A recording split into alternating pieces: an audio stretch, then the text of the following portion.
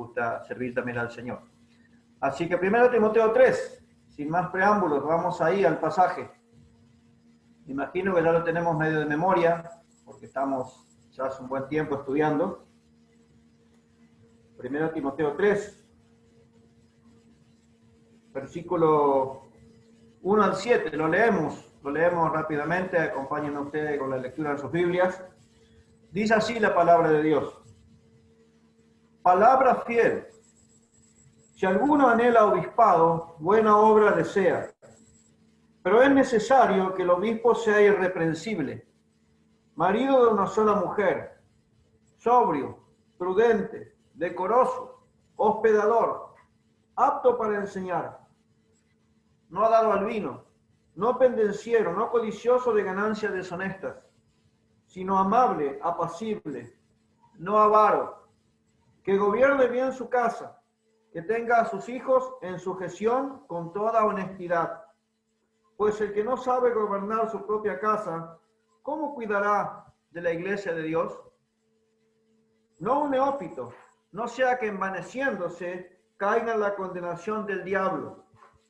También es necesario que tenga buen testimonio de los de afuera, para que no caiga en descrédito y en lazo del diablo. Bueno, hoy vamos a estar en versículo 2 y vamos a llegar, espero Dios mediante es la idea, hasta apto para enseñar. Pero la aplicación, digamos, de este pasaje es para todo hombre de Dios.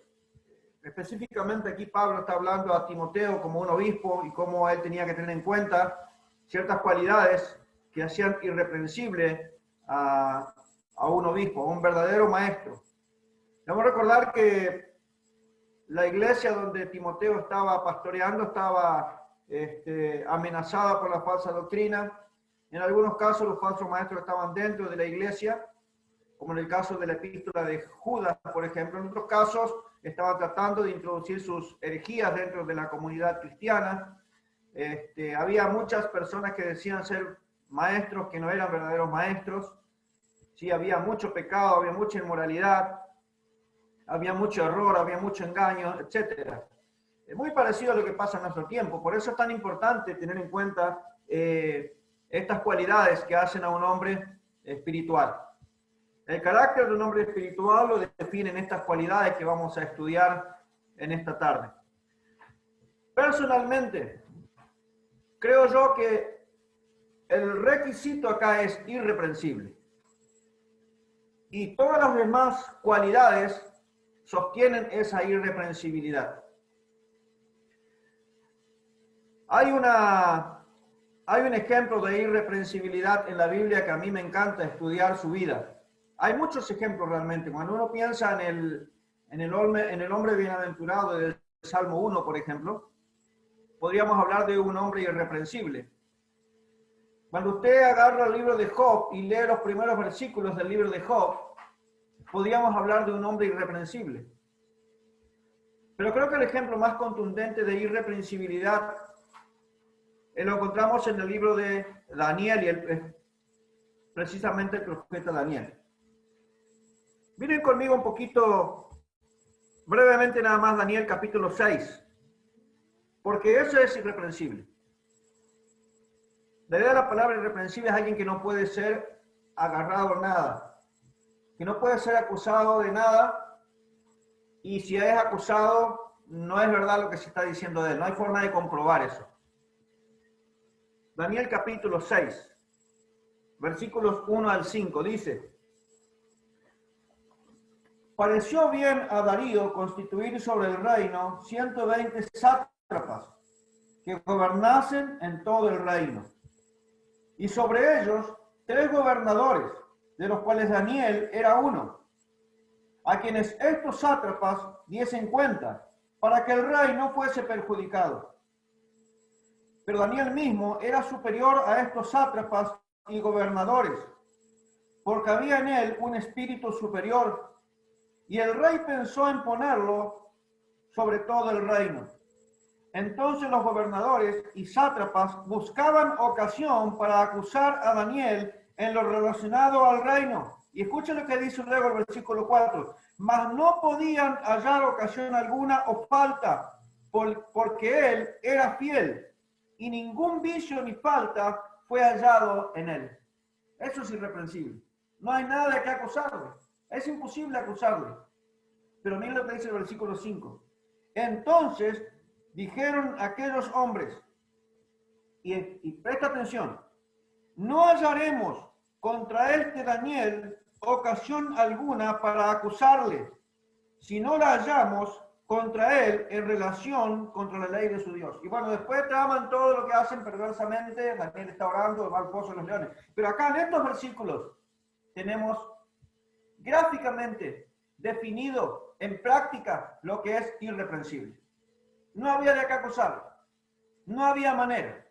Era fiel. No había forma de encontrar en él algún detalle del cual ellos podían agarrarse para acusarle. Eso es irreprensible. Muchas veces me gusta buscar definiciones de las palabras para después llevar al ejemplo práctico. Y el mejor ejemplo de irreprensibilidad clarísimo, tangible que podemos tener en la palabra de Dios, Daniel. Estudia el resto del libro de Daniel para ver qué bendición fue Daniel para Dios y para otras personas, producto de su irreprensibilidad. Imposible acusarle de algo. ¡Qué testimonio! Impresionante. Ese es el modelo. Ese es el modelo. Entonces, todo creyente está llamado a ser irreprensible. No solamente el pastor, no solamente el diácono, no solamente las personas que tienen algún tipo de cargo dentro de la iglesia. Todos estamos llamados a ser irreprensibles como hombres de Dios que somos. ¿Quiere estar seguro de eso? Filipenses capítulo 2, versículo 14 dice: hacer todo sin murmuraciones y contiendas.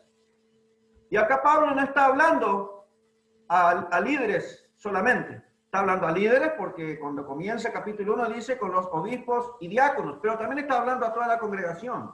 Y dice, para que seáis irreprensibles y sencillos, hijos de Dios sin mancha. Escuchen bien esto, en medio de una generación maligna y perversa, en medio de la cual resplandecéis como luminares en el mundo.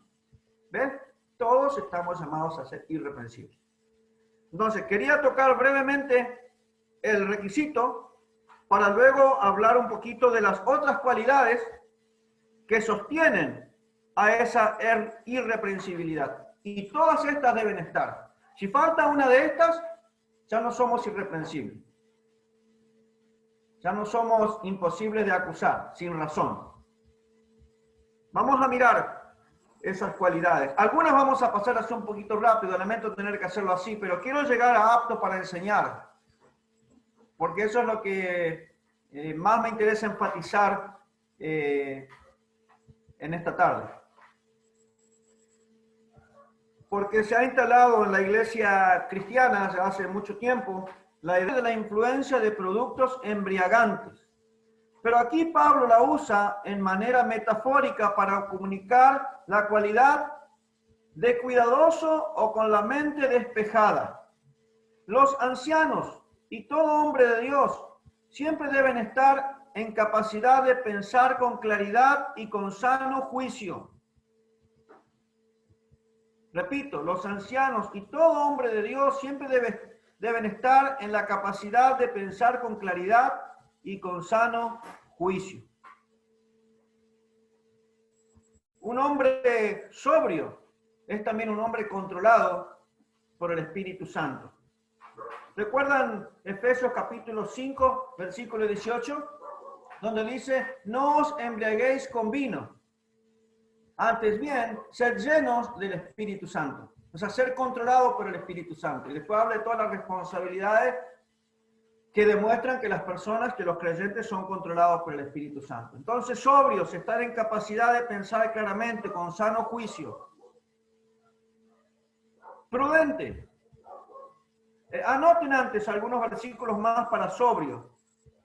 Primera Tesalonicenses 5, 6 y 8. Primera Tesalonicenses 5, 6 y 8. Primera de Pedro 1, 13 y Primera de Pedro 4, 7. Para leerlo después como tarea y para ver que todos estamos llamados a ser sobrios, a estar en una capacidad de pensar claramente y con sano juicio. Prudente es la próxima cualidad que sigue acá en el versículo 2. Dice, esta cualidad indica que el anciano, pastor, obispo o todo hombre de Dios debe ser una persona con discernimiento, lo que redundará en una conducta seria, equilibrada, moderada. En otras palabras, es una persona que toma con seriedad los asuntos espirituales. Todos, pero principalmente los asuntos espirituales. Quiero darles un ejemplo. Hace años, digo hace años porque hace un buen tiempo que no veo a este hermano, es un pastor, muy buen predicador, predicación. Y el problema es que a veces la gente terminaba más acordándose los chistes que lo que era la enseñanza. Entonces, bueno, yo con mucho amor y también éramos amigos, le apunté eso, le apunté. Le dije que a veces para buscar una transición o a veces para atraer a la gente otra vez hacia vos, cuando estás perdiendo, porque hay gente a veces está perdiendo, se está yendo para cualquier lado, vos te das cuenta a veces como predicador, bueno, quizás hacer algún comentario, anécdota, o quizás un chiste no estaba mal, pero tantos chistes no era prudente. No era prudente porque pierde un poco de seriedad el hecho de que estamos exponiendo la palabra de Dios, no estamos para contar chistes. ¿Sí? Entonces, eso es un ejemplo que significa ser prudente. Tiene que ver con ser equilibrado. Eso no quiere decir que el hombre de Dios no pueda tener sentido del humor, pero debe ser con equilibrio, ¿sí? Con prudencia, con moderación, etc. Entonces, es sobrio, prudente, decoroso. Decoroso es la próxima cualidad que encontramos acá. Esta cualidad hace enfoque en el orden. La palabra griega, de hecho, significa ordenado o de buena conducta. Esto habla de una vida bien organizada, lo cual está relacionado con prioridades bien establecidas.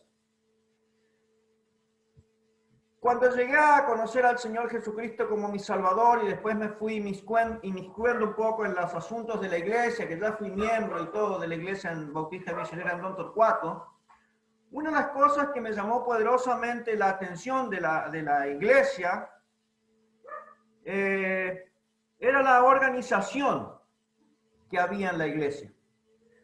A veces gente, creo, juzga equivocadamente que los bautistas somos muy estructurados, a veces somos como muy cuadrados, así, tenemos todo así. Pero yo no lo veo como tan malo eso porque habla de organización. Todos saben lo que tiene que hacer, cada cosa está en su lugar, cada persona sabe que tiene que hacer X ministerio. Todos los detalles están bien organizados. ¿Y sabe qué? Eso marca mucho cómo es el pastor. Y en tu casa es lo mismo, y en nuestras vidas personales e individuales es lo mismo. Nuestra vida, nuestro orden se va a impactar en todos lados donde nos movemos. Porque las personas decorosas son decorosas en todo lugar, ordenadas, organizadas. El pastor Oswald Sander, que escribió un librito que se llama Liderazgo Espiritual, que a mí me encanta y lo tengo y lo recomiendo, y quizás alguno de ustedes lo tenga y lo haya leído, dice lo siguiente respecto a esto. Una vida bien ordenada es el fruto de una mente bien ordenada. La vida del cristiano debe reflejar la belleza y el sentido de orden que viene de Dios. Recuerda que hay un pasaje, creo que es 1 Corintios, que dice que Dios es un Dios de orden. Hablamos de decoro, hablamos muchas veces de excelencia. Está relacionado con esta cualidad. Entonces, sobrio, prudente, decoroso, hospedador. Este término literalmente significa amor a los extraños. Amor a los extraños. El tiempo en el cual fue escrito el Nuevo Testamento Era un tiempo en el cual muchos predicadores itinerantes salían a predicar la palabra de Dios. De eso nos habla, por ejemplo, segunda de Juan. Segunda epístola de Juan habla de eso. Y un ejemplo de hospedador ahí es un hombre que se llamaba Gallo. Estudie la vida de Gallo para ver lo que significa ser un hombre hospedador. En la Biblia siempre tenemos los ejemplos prácticos. Eso es hermoso. Pero no vamos a hacerlo ahora. Yo le recomiendo que lea segunda epístola de Juan. Es una carta cortita de un solo capítulo. Habla de Gallo y el otro lado habla de Diótrefes, que era como la otra cara de la moneda, ¿no? Era un dictador allí en la iglesia. Entonces, estos predicadores itinerantes salían y el único lugar donde estas personas podían recibir una atención digna de su tarea era el hogar de otro creyente. En este aspecto, el pastor, pero no solamente el pastor, sino todo hombre de Dios, debe ser un ejemplo. Debe ser un ejemplo. Todos los creyentes estamos llamados a practicar la hospitalidad. Y vamos a comprobarlo leyendo un solo texto nomás. Romanos 12, versículo 13. Romanos 12, versículo 13. Dice, compartiendo para las necesidades de los santos, practicando la hospitalidad. Repito, compartiendo para las necesidades de los santos, practicando la hospitalidad. Y Pablo acá estaba realmente hablando a toda la iglesia. Y Tercio registró esas palabras y las escribió. ¿Por qué digo eso? Porque usted sabía que Pablo no escribió la epístola a los romanos. Búsquelo al final. No lo haga ahora, pero le aconsejo leer el capítulo 16. Y allí va a encontrar quién fue el amanuense que escribió la carta a los romanos. Yo lo descubrí no hace mucho tiempo, sinceramente. Pero sí fue Pablo, inspirado por el Espíritu Santo, el que dictó. Entonces Pablo es el autor. Un detalle nada más, no viene al caso. Pero todos estamos llamados a practicar la hospitalidad. Eso creo que es claro. Otros textos que nos hablan de hospitalidad. Hebreos 13, 2. Y primera de Pedro 4, 9. Para que tome nota, apúntelo nomás. Nosotros, como familia, hemos disfrutado de hospedar en nuestra casa a hermanos. Y cada uno de ellos ha sido una bendición del Señor para nosotros. Como le dije, sufrimos mucho en este tiempo de pandemia y de cuarentena y demás. Y usted ya se va a dar cuenta por qué es que sufrimos mucho. Porque estábamos impedidos de recibir gente como a nosotros nos gusta. A nosotros nos encanta tener visitas en casa. Y si son hermanos, mejor. Y si no son hermanos, los recibimos con la motivación de que podamos predicarles el Evangelio en algún momento. Y Dios nos ha abierto un montón de oportunidades por medio de la hospitalidad. No tenemos una gran casa, no tenemos una mansión. Tenemos una casa chiquita, modesta.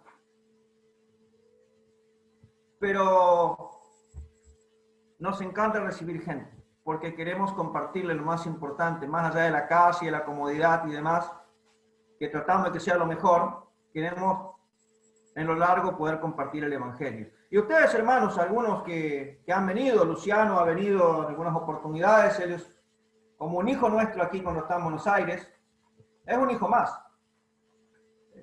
Come con nosotros, está en el dormitorio con mis hijos. Disfrutamos mucho, es una bendición ser hospedadores. Es una gran bendición. Les animo. Si no lo ha practicado, practíquelo. Siempre y cuando esté dentro de sus posibilidades. Y ahora sí llegamos a nuestro principal de todos. Los otros son importantes, muy importantes porque todos van, es como los eslabones de una cadena, todos van enganchados. Recuerden que estamos hablando de irreprensibilidad. El carácter de un hombre de Dios, el carácter espiritual de un hombre de Dios tiene que ver con irreprensibilidad. Y irreprensibilidad está sostenida por marido de una sola mujer, sobrio, prudente, decoroso, hospedador, apto para enseñar. El ministerio más importante de la Iglesia de Jesucristo se resume en lo que llamamos en el Evangelio de Mateo capítulo 28 la Gran Comisión. ¿Por qué menciono Mateo capítulo 28? Porque es el que tiene más detalles. Sabe que de una u otra manera en los 4 evangelios está la Gran Comisión. Y también en el libro de los Hechos de los Apóstoles. La Gran Comisión tiene varios aspectos que Jesús delineó perfectamente y donde mejor lo encontramos especificado es en Mateo capítulo 28. Sé que lo conocemos de memoria prácticamente el texto, pero quiero que vayamos por un momento a Mateo capítulo 28.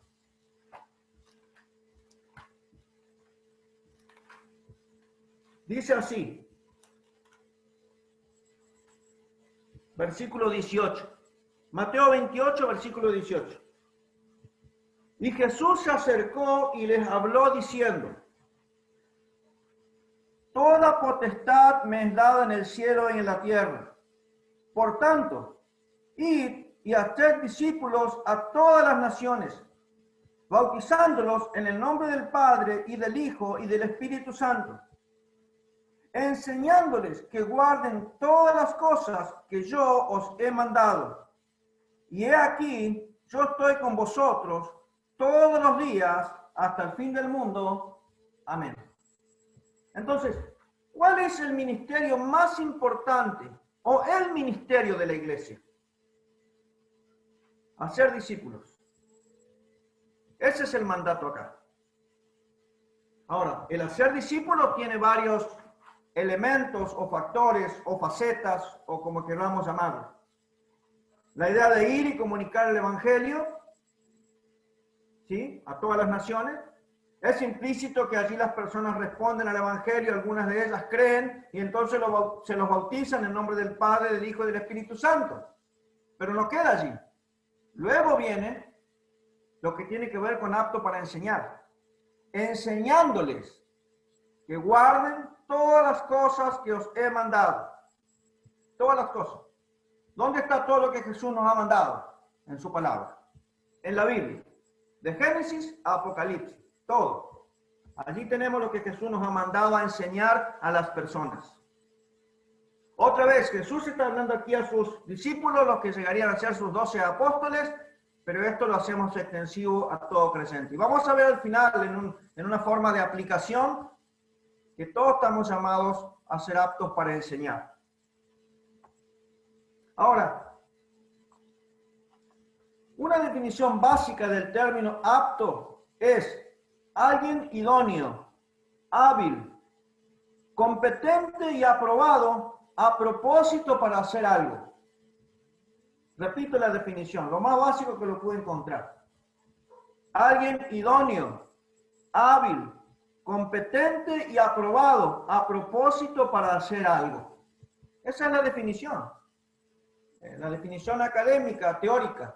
Ahora, la pregunta es, ¿cómo el hombre de Dios demuestra en forma práctica o tangible que se ajusta a esta definición?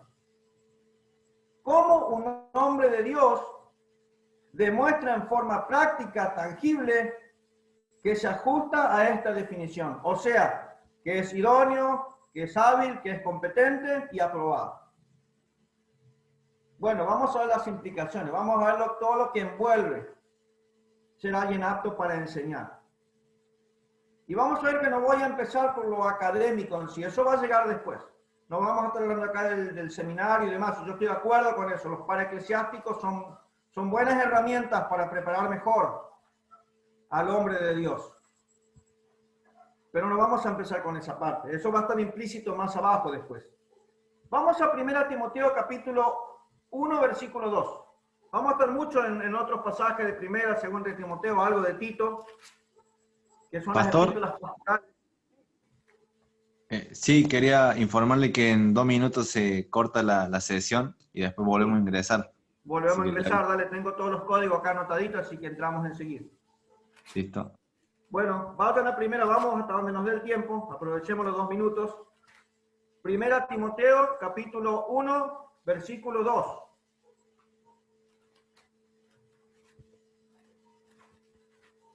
Dice así: a Timoteo, verdadero hijo en la fe, gracia, misericordia y paz de Dios nuestro Padre y de Cristo Jesús, nuestro Salvador. Vamos a 2 Timoteo 1, versículos 3 al 5. Doy gracias a Dios, al cual sirvo desde mis mayores con limpia conciencia, de que sin cesar me acuerdo de ti en mis oraciones noche y día, deseando verte, al acordarme de tus lágrimas para llenarme de gozo, trayendo a la memoria la fe no fingida que hay en ti, la cual habitó primeramente en tu abuela Loida y en tu madre Eunice, y estoy seguro que en ti también. Entonces, ¿cuál es la primera implicación de ser un hombre apto para enseñar? Ser un verdadero creyente. Quizás te sorprende eso, ¿no? Pero recuerden que Pablo escribió a Timoteo las cartas a Timoteo en medio de un montón de gente que decían ser maestros, pero eran falsos maestros. Eran apóstatas. Y los apóstatas no son verdaderos creyentes, no son verdaderos que mencioné. Entonces, la primera implicación de ser alguien apto para enseñar según la palabra de Dios es ser un verdadero creyente.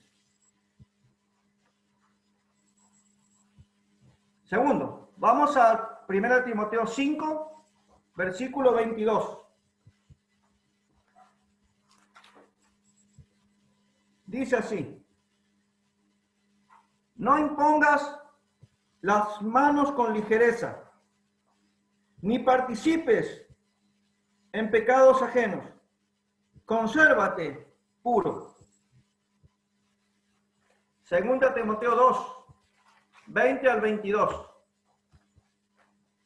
Dice: pero en una casa grande no solamente hay utensilios de oro y de plata, sino también de madera y de barro, y unos son para usos honrosos y otros para usos viles. Así que si alguno se limpia de estas cosas, será instrumento para honra, santificado, útil al Señor y dispuesto para toda buena obra. Entonces, debe ser alguien puro. Debe ser alguien puro. Una persona apta para enseñar la palabra de Dios, aprobada, idónea, competente, debe ser alguien que ama la pureza, practica la pureza y vive en pureza. Los falsos maestros no eran puros, eran inmorales, eran corrompidos. Léete después 2 de Pedro, la epístola de Judas, la primera epístola de Juan, que habla mucho acerca del carácter de los falsos maestros, que aparentaban ser creyentes, pero no eran verdaderos maestros. 2 Timoteo 2:4. 2 Timoteo 2, versículo 4. Dice: ninguno que milita se enreda en los negocios de la vida, a fin de agradar a aquel que lo tomó por soldado. Repito: ninguno que milita se enreda en los negocios de la vida, a fin de agradar a aquel que lo tomó por soldado. Entonces, ¿qué quiero decir con este versículo? Que debe ser alguien 100% dedicado a los negocios del Señor.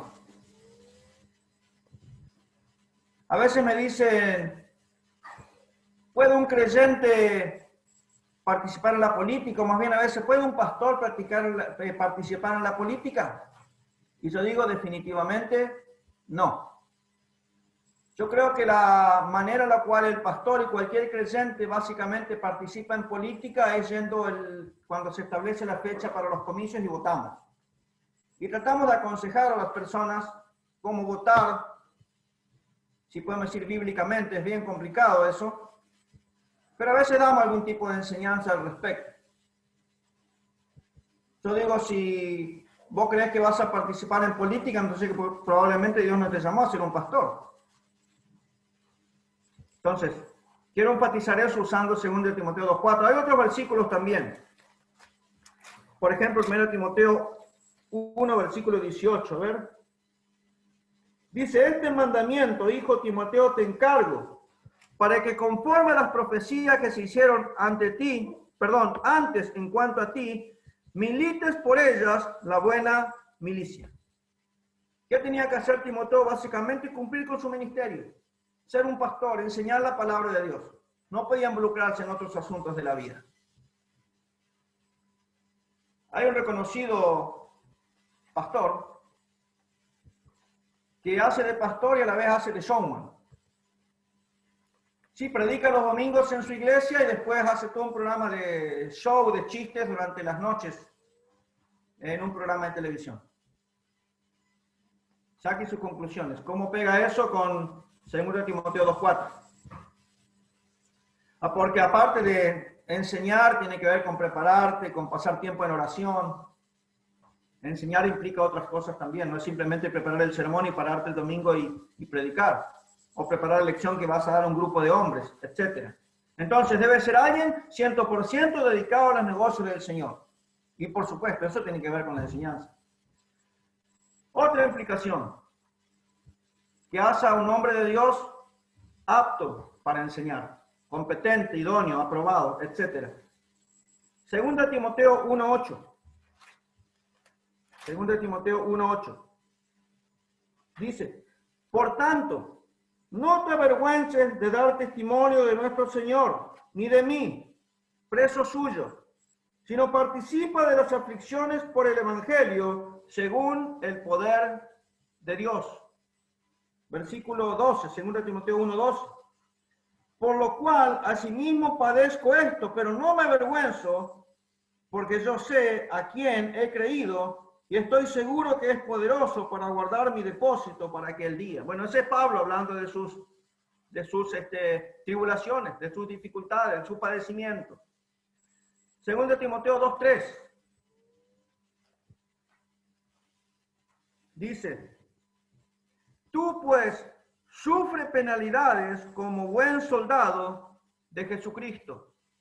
Y 2 Timoteo 4:5 dice, pero tú sé sobrio en todo, soporta las aflicciones, haz obra de evangelista, cumple tu ministerio.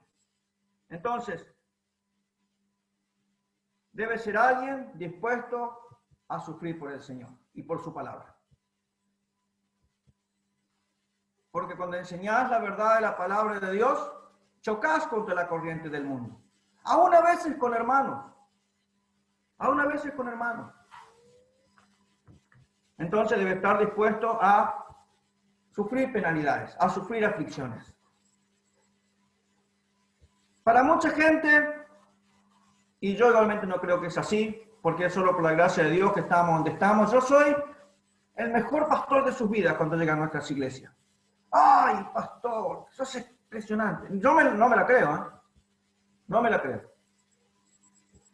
Pero cuando yo me siento y enfrento a esa persona que tanto me alaba con la verdad de la palabra de Dios y le marco alguna cosa en su vida que está mal, olvídate. Sos un demonio. Se van de la iglesia, te escriben cosas por las redes sociales, te difaman, etcétera, etcétera. Y tienes que sufrir. No puedes hacer demasiado. Solo tenés que dejar tu causa delante del Señor y mantener tu irreprensibilidad para que esa persona no pueda acusarte con razón, digamos. Pero debemos estar dispuestos a sufrir aflicciones. Cuando enseñamos la verdad de la palabra de Dios, van a venir las aflicciones. Y más en el mundo en el cual vivimos, cuando queremos sostenernos en la verdad de la palabra de Dios y enseñarla a otros. Vamos a otro pasaje. 1 Timoteo 6. Este es impresionante. 1 Timoteo 6. Versículos 6 al 10. Dice, pero gran ganancia es la piedad acompañada de contentamiento, porque nada hemos traído a este mundo y sin duda nada podremos sacar. Así que, teniendo sustento y abrigo, estemos contentos con esto. Porque los que quieren enriquecerse caen en tentación y lazo, y en muchas codicias necias y dañosas que hunden a los hombres en destrucción y perdición. ¿Qué es la razón de todo eso? Porque, versículo 10, raíz de todos los males es el amor al dinero, el cual, codiciando algunos, se extraviaron de la fe y fueron traspasados de muchos dolores. Entonces, un hombre apto, idóneo, capacitado, preparado, etcétera, para enseñar la palabra de Dios, no debe ser alguien codicioso de cosas materiales, definitivamente. Eso lo descalifica totalmente. Y fíjese el versículo 10. Primero, el verdadero maestro de la palabra de Dios, el verdadero hombre de Dios, el hombre irreprensible, es alguien contento. Así que teniendo sustento y abrigo, estemos contentos con esto. Ay, se me cortó el internet, pero qué desgracia la mía. Ay, me quedé sin el celular. ¿Y ahora qué voy a hacer de mi vida? No puedo vivir. Teniendo sustento y abrigo, estemos contentos. Y luego el versículo 10 dice, porque raíz de todos los males es el amor al dinero. ¿Qué es el problema allí? ¿El dinero? No, el amor al dinero. El dinero en sí no tiene nada malo. Es un medio que Dios nos da para utilizar, para movernos en esta vida, para hacer los negocios que tenemos que hacer, para pagar los servicios. El problema es el amor al dinero. Ahí está la codicia. Ese es el problema, ese es el pecado. Entonces, un hombre apto, un hombre de Dios irreprensible, apto para enseñar las verdades de la palabra, para ser discípulos, para enseñar a otros, no debe ser codicioso. No debe ser el ministerio pensando en plata. Me choca muchísimo cuando pastores son invitados a predicar o a enseñar. Lo primero que ponen sobre la mesa es el cachet. O te llaman y te dicen, pastor, ¿cuánto cobrarías para venir a predicar a nuestra iglesia? Y digo, hermano, le aprecio mucho, pero no me ofenda. No cobramos nada. Es un privilegio poder enseñar la palabra de Dios. Un privilegio inmerecido. Yo tendría que pagar para hacer eso. Si los hermanos después te quieren dar una ofrenda o lo que sea, queda en ellos. Pero no cobramos. No codiciosos de ganancias deshonestas. No amando el dinero. Eso descalifica totalmente a un hombre de ser irreprensible. 1 Timoteo 4:12. Vamos un poquito más rápido. 1 Timoteo 4:12. Así dejamos el tiempo para las preguntas.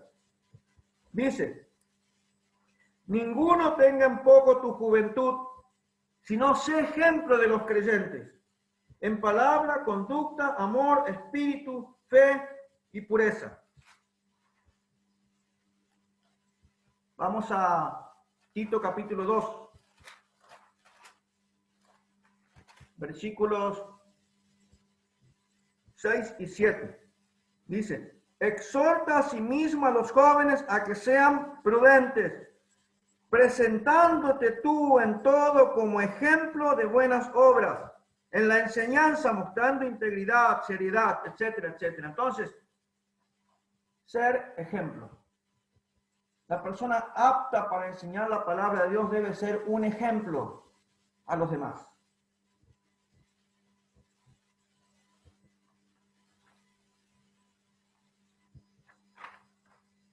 Ahora, vamos a entrar a otras implicaciones. Y esto sí más bien tiene que ver con lo académico, que llevan a ser apto para enseñar. Debes prepararte. Debes participar en el estudio inductivo de la iglesia. Personalmente, creo que el medio que más usó Dios para ayudarme a conocer mejor la palabra y conocer mejor a Cristo fue los estudios inductivos de los días miércoles en Monte 4. ¿Cuánto aprendí? ¿Cuánto disfrutaba? ¿Y cuánto extrañaba después cuando nos vinimos a Villa de Mayo, hasta que nosotros fuimos a establecer nuestro ministerio de estudios inductivos? Pero también los seminarios. Aún antes de llegar a la convicción de que Dios me había llamado a ser un pastor, yo trataba de agarrar todo lo que daba. Porque hay que prepararse también en ese sentido. La parte académica es importante. Pero yo creo que es el complemento de lo que vimos antes. porque puede ser muy inteligente, puede ser muy carismático, puedes tener una muy buena oratoria, una buena personalidad, pero si no tiene todas las otras cosas que vimos hasta acá, eso no sirve de nada. Pero sí lo académico es también importante. Primera Timoteo 4:6. Primera Timoteo 4:6. Mírenlo conmigo, por favor. Dice así: si esto enseñas a los hermanos, serás buen ministro de Jesucristo, nutrido con las palabras de la fe y de la buena doctrina que has seguido.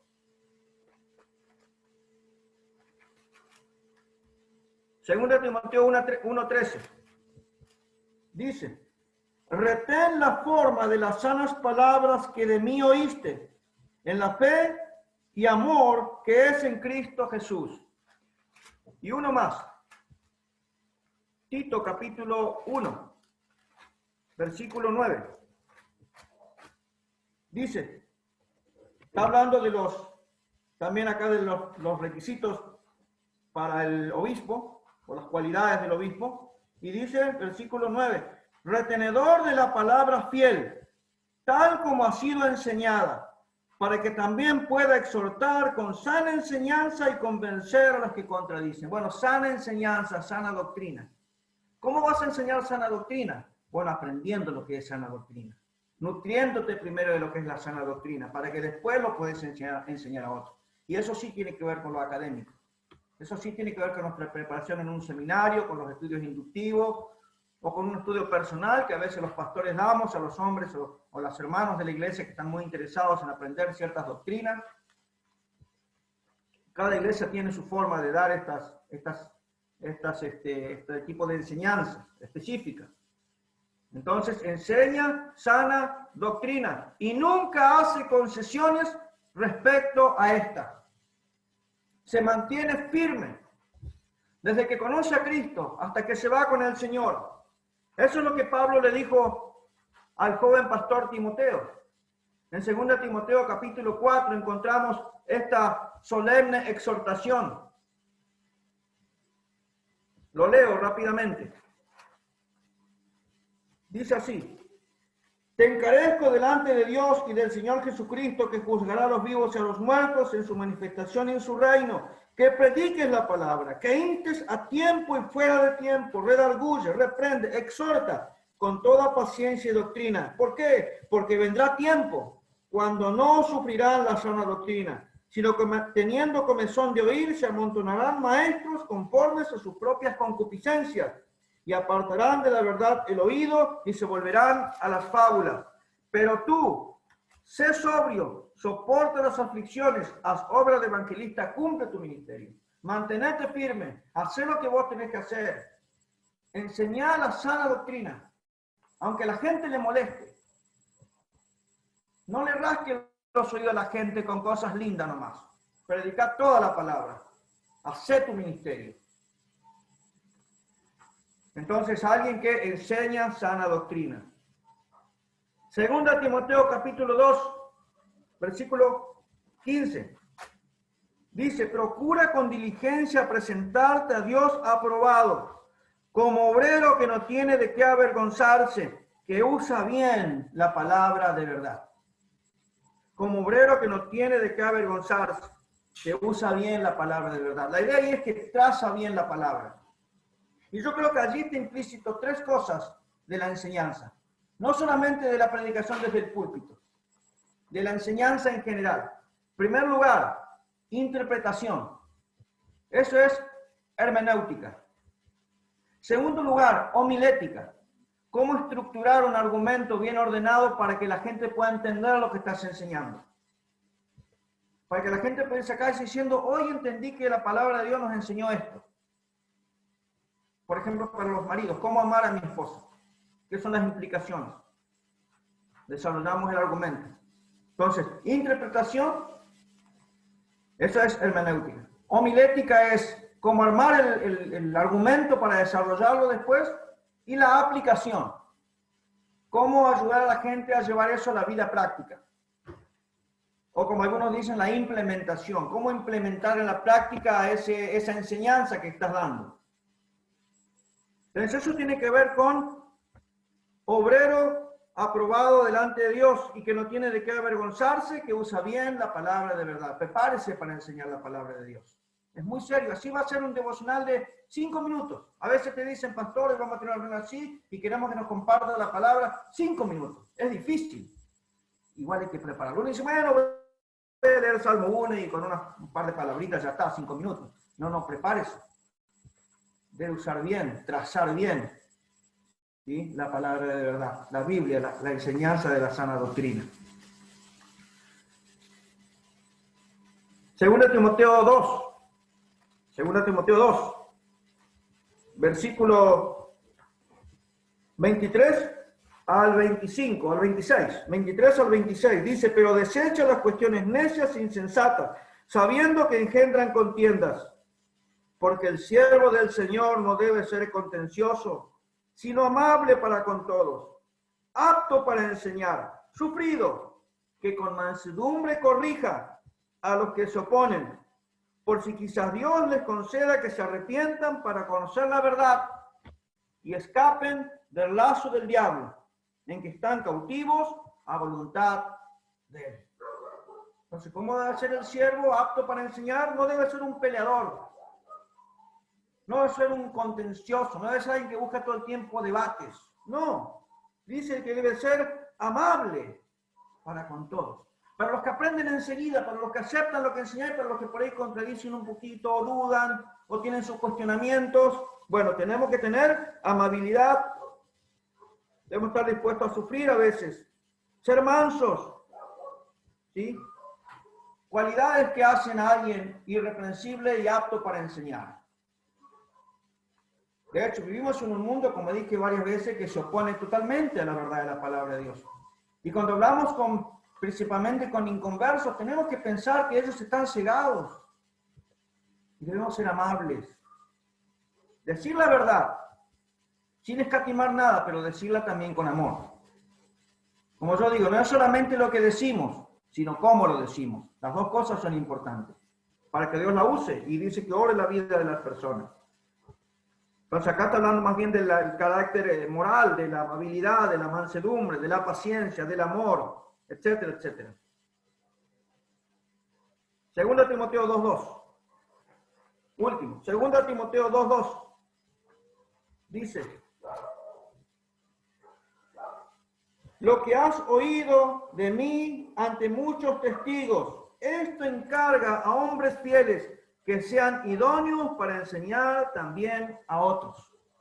Entonces, la persona apta para enseñar debe ser alguien con discernimiento para reproducirse en otros. Alguien con discernimiento para reproducirse en otros. ¿Por qué digo discernimiento? Porque tenés que discernir quiénes son esos hombres, esas mujeres fieles de tu iglesia que realmente quieren aprender la palabra de Dios para enseñar a otros. Eso se llama discipulado, reproducción de discípulos. Oro a Dios cada día en mi vida que Él me dé algunos hombres fieles para poder enseñarles la palabra. Jóvenes, principalmente hoy. ¿Por qué digo jóvenes? Porque, bueno, nosotros vamos pasando. Y mientras Cristo no venga, necesitamos reproducirnos y preparar a otros, para que ellos después sean aptos para enseñar a otros. Y así se va reproduciendo la gente apta para enseñar en la iglesia del Señor. Entonces, hasta ahí hablamos de algunas implicaciones de lo que significa, de lo que envuelve apto para enseñar.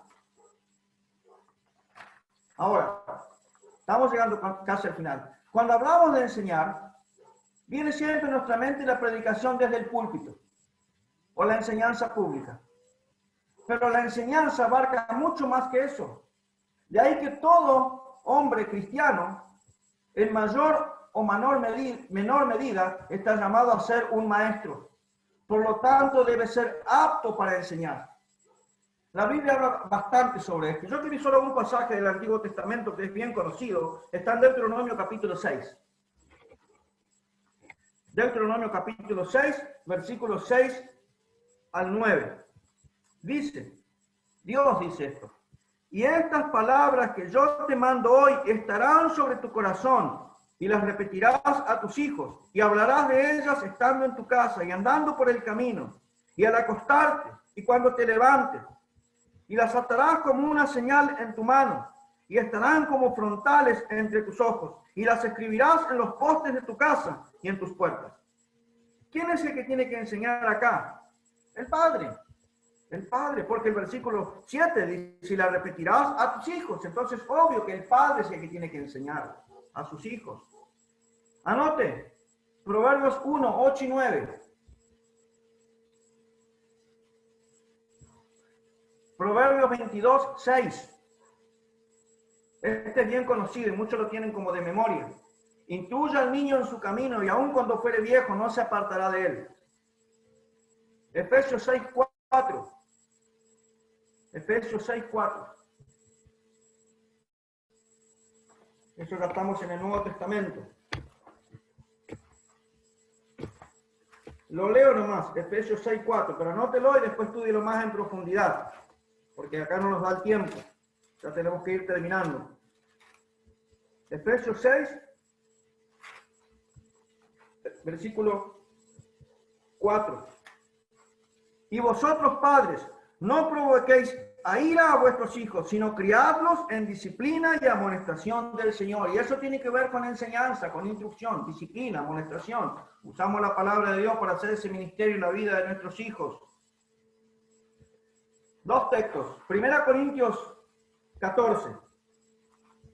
Te va a parecer extraño eso. ¿Por qué lee esos pasajes? Como que no tienen nada que ver, pero sí tienen que ver. 1 Corintios capítulo 14. Había muchos problemas en la iglesia de Corinto. Uno de los problemas era la falta de sujeción de las hermanas. Dice así, versículos 34 y 35. Vuestras mujeres callen en las congregaciones. Vuestras mujeres callen en las congregaciones, porque no les es permitido hablar, sino que estén sujetas, como también la ley lo dice. Y si quieren aprender algo, pregunten en su casa a sus maridos, porque es indecoroso que una mujer hable en la congregación. Entonces hay mucho para decir allí, pero el principio que quiero creer de ahí es que si las mujeres no pueden hablar en la congregación y tienen que preguntar en la casa a sus maridos, ¿quién es el que tiene que enseñar en la casa? El marido le tiene que enseñar a la mujer. ¿Ves? Es claro, hermanos, en mayor o menor medida, todo hombre de Dios está llamado a ser irreprensible. Y parte de esa irreprensibilidad es ser apto para enseñar. No tenés que ser el pastor de la iglesia para reunir esta cualidad que te hace irreprensible. Si vos no te estás preocupando por la instrucción de tus hijos y de tu esposa, ya no sos un creyente irreprensible. Lo dice la Biblia. Y creo que lo entendemos, estamos de acuerdo con eso. Porque tus niños o tu esposa pueden decir, sí, pero yo lo único que tengo como dieta de Biblia es mi devocional y lo que me predica el pastor el domingo y nada más. Porque mi marido no tiene tiempo. Está consumido por su trabajo, por sus responsabilidades, por el partido de fútbol con sus amigos. Hermanos, hasta aquí llegamos con nuestro estudio de hoy. Debemos sacar de nuestras mentes esa idea equivocada, como dije al principio, de que el único apto para enseñar debe ser el pastor. Todo hombre es llamado a ser un maestro.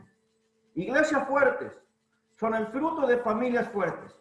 Y familias fuertes solo son posibles si los hijos, la esposa, reciben la instrucción de quien Dios ha puesto como cabeza del hogar. Y ese sos vos, hermano, y yo. Oramos. Padre, gracias te damos por tu palabra, gracias por lo que hemos podido aprender, escudriñar de este versículo 2 de 1 Timoteo capítulo 3. Gracias, Señor, por tu palabra. Gracias por el Espíritu Santo que obra en nosotros y que abre nuestras mentes y nuestro corazón para poder entender tu palabra, para poder dejarnos impactar con ellas. Y pedimos que lo que aprendimos hoy pueda ser algo que ponemos en práctica en nuestras vidas. Que como hombres de Dios tomamos esta responsabilidad de apoyar a nuestros pastores, de apoyar a nuestros líderes espirituales y también comprometernos a la enseñanza de la palabra de Dios en nuestras familias, nuestras esposas, nuestros hijos, si tenemos la posibilidad y tenemos nuestros nietos, pero que todos nosotros nos involucramos en esta responsabilidad suprema de tu iglesia, que es la de hacer discípulos, y todos estamos llamados a hacerlo. Gracias porque fuiste claro para con nosotros en esta noche. Y Padre, pido que lo que me has puesto en el corazón para compartir con mis hermanos sea de edificación y de beneficio espiritual a sus vidas. Porque todo esto lo pedimos y lo agradecemos en el nombre de Cristo Jesús.